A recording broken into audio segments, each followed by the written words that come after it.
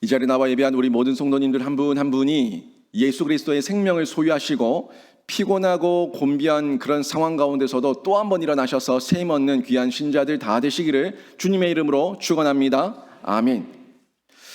길이라고 할 때는 걸을 수 있어야 길입니다. 걸을 수 없는 곳을 보고 야, 여기 길이다 라고 얘기하진 않겠죠. 기른씨 집사님, 권사님을 얘기하는 건 아닙니다. 기른씨 권사님을 기라 이렇게 부르는 분들이 있더라고요. 그 길 말고 걸어갈 수 있는 길. 걸어갈 수 있는 길은 길이 있어야지 길이라고 얘기하죠. 진리는 변하지 않는 것을 진리라고 얘기합니다. 늘 바뀌고 오늘 바뀌고 내일 바뀌고 그 다음날 또 바뀔 거고 그걸 진리라고 얘기하지 않습니다. 진리는 변하지 않아야지 진리라고 얘기를 하고요. 그리고 생명은 죽지 않아야지 생명입니다.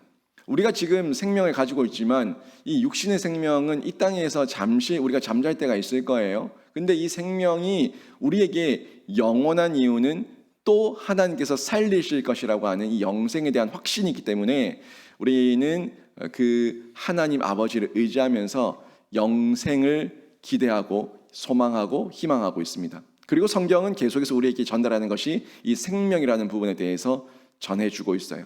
죽어도 살고 살아서 영원히 죽지 않는다. 이 생명을 성경은 분명하게 전해주고 있다는 거예요.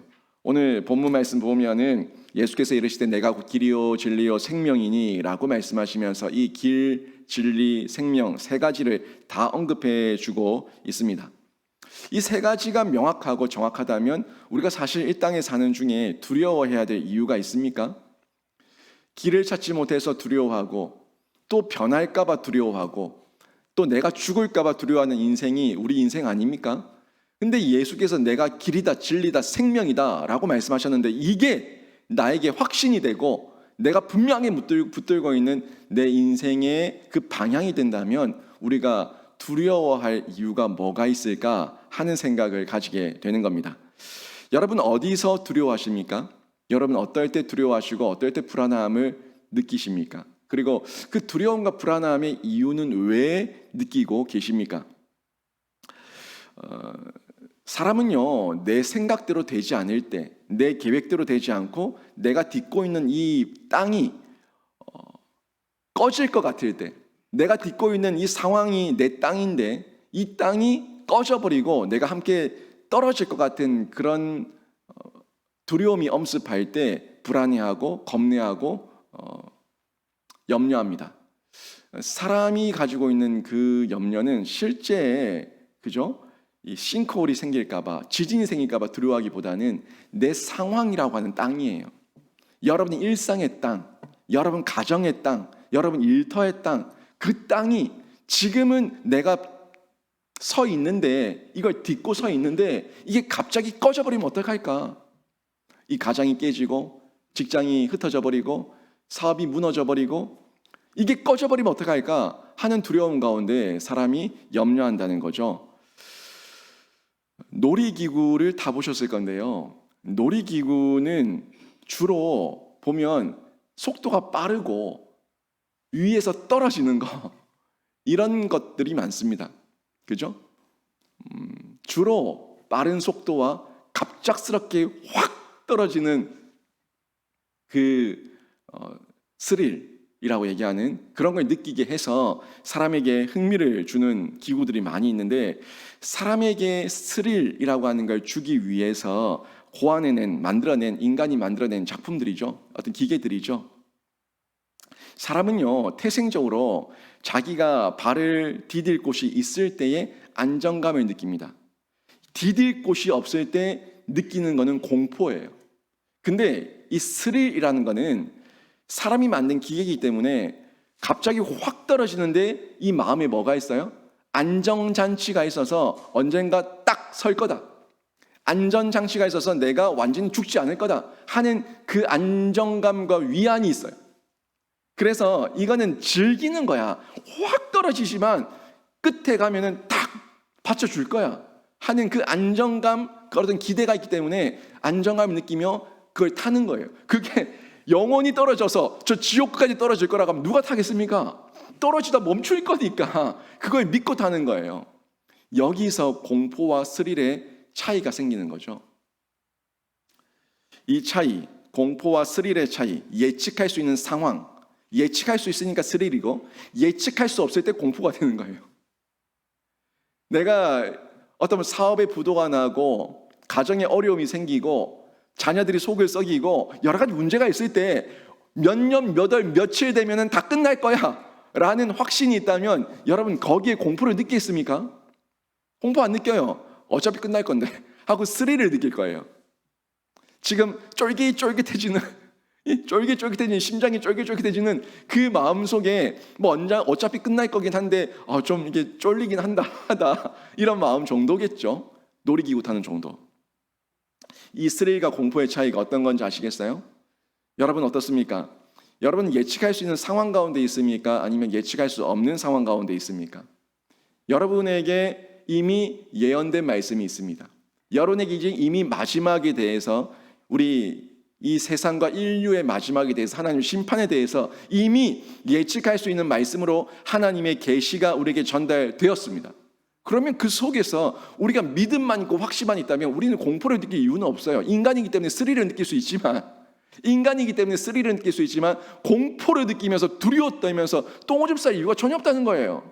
마지막을 아니까. 공포와 스릴 가운데 우리가 하나님 앞에서 안전장치가 예수 그리스도라는 안전장치가 있다는 이 믿음만 있다면 우리는 즐기겠죠. 잠깐의 스릴, 재밌게도 또 막 흥분되기도 하고 또 그 가운데 모험심도 생기고 또 그 가운데 재밌기도 하고 또 그 가운데 약간은 이 겁도 나기도 하는 그런 약간의 감정들이 있을 수 있겠지만 말할 수 없는 공포 가운데 나락으로 떨어지지는 않는다는 겁니다. 그런데요, 과연 인생의 추락도 이와 같을까 하는 거예요. 인생의 추락도. 왜 자신의 인생과 영혼을 놓고 땅이 꺼지고 떨어지는 위험천만한 일을 이 놀이기구처럼 즐기려 하냐는 거예요.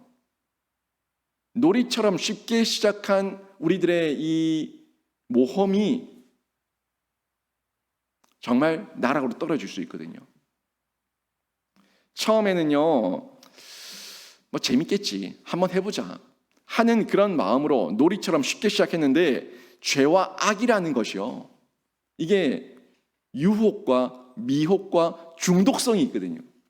이 죄와 악이 계속 우리를 엄습해 오면은 나중에는 걷잡을 수 없이 나락으로 떨어지는 죽음을 맞이할 수도 있기 때문에 가능하면 이런 일부러 의도적으로 공포심, 스릴 이런 걸 느끼기 위해서 일부러 자기를 그런 위험천만한 일에 밀어넣는 일은 하지 않는 게 가장 좋은 거예요. 뭐 하나님께서 지켜주시겠지, 한번 해보자 하면서 뛰어내리는 거야. 우리가 살아가는 중에 어쩔 수 없이 느껴야 되는 스릴이 있다면 그때는 예수를 의지하면서 이겨냈지만 굳이 일부러 스릴을 느끼기 위해서 뛰어들어가지고 나를 시험해 볼 이유는 전혀 없다는 거예요. 저는 놀이기구 그래서 안 탑니다. 그 돈 아깝게 왜 타요? 그 번지 점프 돈 엄청 주면서 왜 그 위에서 왜 뛰어내려요? 저는 무서워요. 저는 그런 거 돈 주고 안 할 거야. 아니 그걸 왜 돈 주고 정말 그 떨어져 버리면 어떡할 거예요? 그 떨어지다가 심장 약해가지고 심장마비 걸리면 어떡할 거예요? 그런 위험한 짓을 왜 돈 주고 하냐고요. 저는 굳이 안 합니다. 저는 굳이 안 하는데 저는 이렇게 걷잡을 수 없이 나락으로 떨어질 수 있는 그런 죽음을 맞이할 수 있는 그런 위험천만한 일을 일부러 의도적으로 하지 않겠다는 겁니다. 처음에는 호기심을 갖고 죄를 짓고 또 죄 앞에서 놀았지만 이후에는 죄를 내가 가지고 노는 게 아니라 죄가 나를 먹어요. 나를 먹고 나를 가지고 논다고요. 처음에는 내가 자신 있어 뭐 이것쯤이야 하면서 잠시 한번 내가 손대는 거지, 호랑이 굴에 내가 들어가는 거지 하면서 내가 손대서 내가 막 놀았지만 나중에는 그 죄가 나를 먹어버린다고. 그래서 나중엔 죄의 노예가 되고 지옥불에 떨어지게 되는 거예요. 성경에서 이렇게 모험심이 강한 우리 성도들에게 전달해 준 메시지가 있는데 뭐라고 말씀하셨냐면 데살로니가전서 5장 22절에서 악은 어떤 모양이라도 버리라고 얘기하셨어요. 악을 흉내내지 마세요. 여러분, 니만 욕할 줄 아나 하고 욕하는 걸 흉내내지 마세요. 니만 승질 있나 나도 하면서 흉내내지 마시라고. 악은 어떤 모양이라도 버리라. 이게 생명을 가진 자가 해야 될 태도입니다. 왜 그걸 흉내내고 있냐고요. 여러분, 예수 그리스도께 온전히 매여 계시고 그분의 손에서 빚어지시기를 바랍니다. 예수 그리스도께 손에 매여 있고 그분께 빚어지는 신자는요, 이런 악과 죄를 먹고 마시지도 않고 그것을 호기심이라는 이유를 가지고 놀지도 않아요. 악은 어떤 모양이라도 버리고 그 자리에 서 있지 않고 그 사람을 만나지 않습니다. 음료 앞에 서가지고 남자가 음료 앞에 서서 나를 한번 유혹해봐라 하는 그 남자가 대단한 사람입니까? 어리석은 사람입니까? 담배를 손에 앞에 들고 담배 네가 나를 한번 유혹해봐라 하는 그 사람이 현명한 사람입니까? 어리석은 사람입니까? 술잔을 손에 들고 주여 이 유혹에서 이기게 해 주시옵소서 하는 사람이 지혜로운 사람입니까? 아니면 어리석은 사람입니까? 악은 어떤 모양이라도 버리라고 그랬어요. 그걸 손에 쥐고 이기게 해 주십시오. 이게 스릴과 공포를 느끼고 싶으면서 위험천만한 일을 하는 인간의 어리석은 모습이에요. 안 하면 되는 거예요. 안 가면 되는 거예요. 번지점프 위에서 뛰어내리면서 제가 겁먹지 않게 해 주시옵소서 하는 게 어리석은 거예요. 그러면 넘어져요. 넘어질 수 있어요. 그래서 늘 하나님께 예수께 매여서 그분께 빚어지는 인생을 살아갈 때에 우리가 비록 과거에는 하찮은 존재였지만 그분과 함께하고 있을 때에는 우리는 존귀한 자로 새 생명을 얻은 자로 거듭나고 다시금 하나님 앞에 존귀한 자로 가치 있는 자로 인정을 받게 되는 거예요. 이게 진짜 아름다운 소식이에요.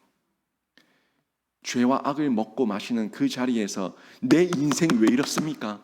제 꼴이 왜 이렇습니까? 말하지 마시고 여러분이 그 자리에서 벗어나서 하나님 아버지의 품에 안기고 예수의 손이 잡히고 예수의 손에 빚어지면은 그때 여러분의 존재와 여러분의 정체성이 존귀한 자로 바뀌는 줄로 믿습니다. 우리 신자는 그래서 존귀한 자예요. 왜요? 예수 안에 있으니까 존귀한 자예요. 저 세상에 있는 영혼들 왜 불쌍한 영혼들입니까? 스스로 그 음란과 죄와 악과 더러운 곳에서 그것을 먹고 마시면서 자기 인생 타령하고 있으니까 불쌍한 존재라는 거예요. 우리가 예수 안에 들어왔을 때 존귀한 자, 그 존귀의 가치를 아니까 예수가 내 안에 그 보화, 진주가 내 안에 있으니까 나는 존귀한 자가 되어서 하나님 앞에 새 생명을 얻은 자답게 살고 그 새 생명의 은혜를 누리니까 이 아름다운 소식을 나도 느끼고 다른 사람들에게 전해주는 거예요. 아름다운 소식은 딴 게 아닙니다. 예수의 소식이에요. 내 안에 예수 있음을 자랑하고 증명할 때에 그게 아름다운 소식이 되는 거예요. 제가 새생명 초청잔치 이사야서 4장 2절 말씀 이 부분을 주제의 선고로 넣었잖아요. 아름다운 소식. 그날에 여호와의 싹이 아름답고 영화로울 것이요 그 땅의 소사는 이스라엘의 피난한 자를 위하여 아름답고 영화롭고 아름다울 것이며 이 내용 한번 잘 보세요. 결국 예수께서 그 아름다운 소식이고 예수 안에 있을 때 그 열매가 아름답고 그리고 그들에게 깃들어 있는 피난한 자들이 그들이 아름다운 자들의 아름다운 그 영광의 소식 가운데 참여하게 된다는 걸 전해주고 있는 거예요. 우리는 그 생명을 가진 자입니다. 그래서 그 생명을 가진 자답게 살아내는 거예요. 유명한 피카소의 미공개 작품 한 점이 있어요. 피카소의 미공개 작품 한 점이 런던의 경매장에서 293억이라는 엄청난 가격에 팔렸습니다. 이 작품은요, 황소머리라는 조형물인데 이 조형물이 너무너무 비싼 가격 293억에 팔렸는데 근데 그 조형물의 재료를 보면은 293억이라는 금액이 너무 큰 거예요. 너무너무 하찮은 존재, 하찮은 조형물이었는데 이것이 피카소의 손에 잡혀지니까 293억의 가치로 바뀌어버린 거예요. 이 황소머리가 어떻게 만들어졌냐면 이 재료가 형편없어요. 1944년 어느 가을 맑은 날에 피카소가 혼자 자신의 집 주위를 산책하다가 버려진 고장난 자전거 한 대를 발견했습니다. 버려진 고장난 자전거 한 대를 발견해서 보기에 그래도 쓸만한데 하고는 그 자전거를 주워가지고 집으로 가지고 왔어요. 그리고 그 자전거를 가지고 와서 집에서 안장과 핸들을 뗐습니다. 안장과 핸들을 떼서 그 안장에 핸들을 거꾸로 붙이고, 그리고 그 핸들이 있던 곳에 안장을 넣은 거예요. 바꿔 끼운 거죠. 거꾸로 붙인 거예요. 그리고는 거기다가 이름을 붙였는데 황소머리라고 이름을 붙인 거예요. 핸들과 안장을 빼서 서로 바꿔 끼우고 거꾸로 끼우고, 그리고는 거기다가 이름을 황소머리라고 붙이는 거. 그게 다예요. 그런데 그게 피카소 입장에서도 별로 그렇게 대단한 작품도 아니고 의미가 투영된 것도 아니고 그냥 자기가 호기심에 그냥 한번 손 좀 대고 그리고 이름 하나 붙여놓은 건데, 이게 미공개 작품이 공개가 되면서 난리가 난 거예요. 피카소가 만들었다.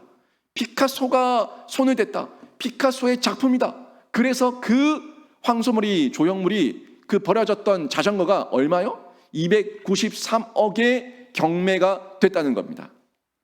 버려졌던 자전거, 아무도 눈여겨보지 않았던 그 자전거가 피카소를 만나자 이제 쓰레기가 아니라 매우 값비싼 미술 작품으로 탈바꿈되게 된 겁니다. 그래서 누구를 만나서 어떻게 빚어지냐가 중요한 거예요. 내가 어디에 있고 내가 누구를 만나고 있냐가 중요한 거예요. 그 장소가 어디냐에 따라서 내가 빚어지는 모습이 바뀌고요. 내가 누구를 만났냐에 따라서 내가 어떻게 빚어지냐가 바뀌기 때문에 그렇습니다. 사람이 누구를 만나냐에 따라서 인생이 달라지는 거예요. 만남의 복이에요. 가장 큰 만남의 복, 생명의 근원 되시는 예수 그리스도를 여러분이 만나면, 우리 모든 태신자들이 만나면 그들의 인생도 완전히 탈바꿈될 줄로 믿습니다. 이 믿음이 우리가 가진 믿음이고, 이걸 전하는 소식이 아름다운 소식이에요. 그들에게는 가치 없이 느껴질지 모르겠지만, 그렇지만 우리는 그렇게 탈바꿈된 자전거이기 때문에, 우리는 그 가치를 느낀 사람이기 때문에 그 아름다운 소식을 또 누군가에게 전달해야만 하는 겁니다. 여러분, 예수 그리스도는 생명의 길입니다. 예수 그리스도는 진리입니다. 예수 그리스도 외에는 생명이 없습니다. 도, 공, 제, 길이요 진리요 생명이니, 도공제를 예수께서 다 이루셨습니다. 유일한 생명의 길 예수 그리스도밖에 없다는 것을 성경은 이미 우리에게 전달해 주고 있고, 우리는 그것을 믿었습니다. 유일한 길이에요. 고대 트로이시가 있습니다. 고대 트로이, 지금 터키 지역이죠. 터키 지역에 아나톨리아 반도에 보면 고대 트로이시가 있는데, 이 트로이시에 대한 연구와 여러 가지 어떤 신화에 들어있는 이야기들, 이런 내용들은 참 많이 있어요. 이 트로이, 근데 이 트로이시, 고대 트로이시는요, 들어올 수 있는 길이 한 길밖에 없다고 얘기를 합니다. 고대 학자들에 의하면 철옹성, 철저하게 그 시를 보호하고 성을 보호하고 국민들을 보호하기 위해서 오직 들어오는 길은 하나밖에 없다는 거예요. 여행자가 어떤 방향으로 오든지 그 트로이시로 들어가기 위해서는 오직 한 길밖에 없다는 거예요. 그 한 길, 한 문, 그 문을 통과해야지만 트로이시로 들어오게 되는데, 그 한 길을 뒀던 덕에 트로이시는 자기 자국민들을, 성 안에 있는 사람들을 보호하는 데 아주 유용했고, 적군들을 막아내는데 유리했다고 합니다. 여러분, 하나님께서 예수 그리스도 외에는 영생의 길을 열어두지 않으셨는데, 그 영생의 길은 결국에 우리를 위함이고요, 하나님의 나라, 하나님의 백성들을 영원토록 누리게 하시고 복을 얻게 하시기 위해서 오직 유일한 길 예수 그리스도 그 한 길만 열어놓으신 줄로 믿습니다. 그래서 그 길밖에 없어요. 세상은 어떤 길로 가든 다 죽으면, 다 가면은 뭐 천국 간다 하는 종교 다원주의를 얘기하고 있지만 아니요. 오직 예수 한 길 외에는 어떤 길도 구원의 길이 없는 줄로 믿습니다. 이 길을 우리가 가고 있고요. 우리가 믿고 있고요. 우리가 전하고 싶은 거예요. 오직 한 길밖에 없어요. 종교 다원주의 아니에요. 오직 한 길, 예수 그리스도 외에는 성경 그 어디에도 다른 구원받을 만한 이름을 주지 않았다고 성경은 너무나 명확하게 전달해 주고 있다는 거예요. 여러분, 우리가 하나님께 가는 길은 한 길밖에 없는데 예수 그리스도께 가는 길이에요. 오늘 제가 잠시 나눈 이 메시지 기억하면서 오늘 본문 한 번 더 보겠습니다. 한번 보십시오. 내가 같이 읽습니다. 시작. 내가 곧 길이요 진리요 생명이니 나로 말미암지 않고는 아버지께로 올 자가 없느니라. 아멘. 이번 새생명 초청 잔치를 통해서 여러분의 태신자와 여러분 가족들 모두가 예수 그리스도 안에서 이 아름다운 소식, 생명의 소식을 듣게 되는 은혜와 역사가 나타나기를 주님의 이름으로 축원합니다. 이 소식 전할 때에 여러분 겁내하지 마십시오. 두려워하지 마십시오. 이 소식을 거부하는 그들이 문제지, 이 소식을 전하는 여러분은 아무 문제가 없고, 여러분은 하나님 앞에서 당당하고, 여러분은 하나님 앞에서 칭찬받을 자고, 여러분은 하나님 앞에서 존귀한 자인 줄로 믿습니다. 이 아름다운 소식을 듣고 그들이 죄를 처리하고 최생명의 은혜로 들어올 수 있도록 여러분은 적극적으로 도우시고, 또 여러분도 그 생명을 누리는 가운데 여러분의 그 누림과 여러분의 흘려보냄이 넉넉하게 예수의 생명으로 흘러가서 그들을 충만하게 적시고도 남음이 있는 역사로 계속해서 펼쳐지기를 다시 한 번 더 주님의 이름으로 축원합니다. 아멘.